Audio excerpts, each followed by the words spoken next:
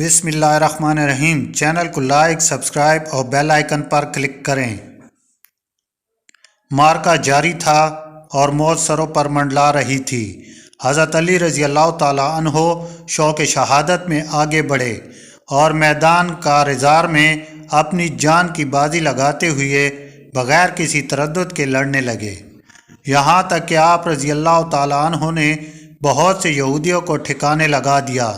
قریب تھا کہ قلعہ فتح ہو جائے۔ اچانک قلعہ کے پہرے داروں کا ایک گروہ نکلا۔ اس گروہ کے ایک آدمی نے آپ رضی اللہ تعالیٰ عنہ پر اس زور کا وار کیا کہ آپ رضی اللہ تعالیٰ عنہ کے ہاتھ سے ڈھال گر گئی۔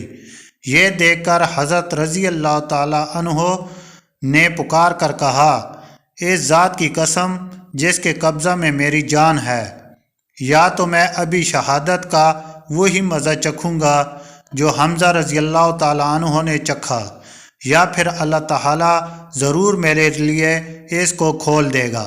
چنانچہ آپ رضی اللہ تعالیٰ عنہ شیر کی طرح پرانے دروازے کی طرف جلدی سے دوڑے جو قلعہ کے پاس پڑا ہوا تھا۔ اس دروازہ کو اٹھایا اور اس کو ڈھال کی طرح اپنے بچاؤ کا ذریعہ بنایا۔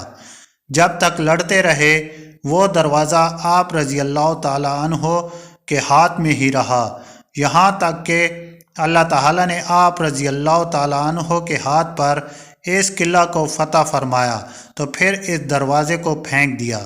رسول کریم صلی اللہ علیہ وسلم کے غلام ابو رافع رضی اللہ تعالیٰ عنہ فرماتے ہیں کہ حضرت علی بن ابی طالب کرم اللہ وجہہ کا لشکر اس بات کا گواہ ہے کہ میں نے اپنے 7 ساتھیوں سمیت یہ کوشش کی کہ اس دروازہ کو جسے حضرت علی رضی اللہ تعالیٰ عنہ نے اٹھا رکھا تھا زمین سے اٹھائیں یا دروازہ کو الٹا دیں، مگر ہم نہ اٹھا سکے۔